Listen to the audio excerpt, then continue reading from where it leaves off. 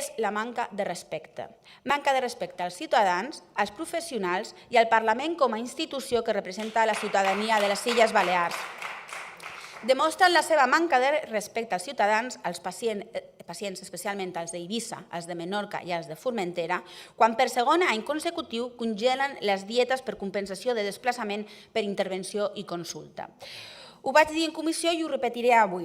Els criteris d'eficàcia i eficiència que marquen quan un servei s'ha de donar a tots els hospitals, a totes les illes, o només s'han de fer a l'hospital de referència, no es poden aplicar mai a costa de la butxaca del pacient i els seus familiars, especialment en els casos que requereixen visites periòdiques a zones passes.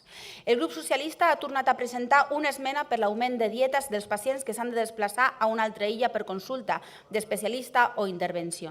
I dic que hem tornat a presentar perquè ja ho vam fer l'any 2023.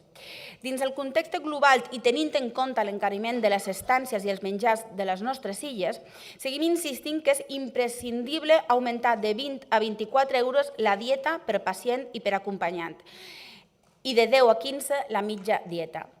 Així mateix, proposam pujar la dieta per pernocta de 60 a 70 euros per persona.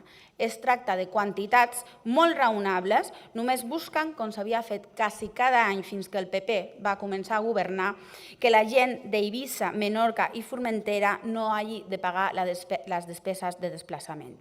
Vostè va dir en aquesta mateixa tramitació pressupostària fa un any i mig, estos presupuestos van a permitir accesibilidad al sistema sanitario en un archipiélago aquejado por la doble y por la triple insularidad.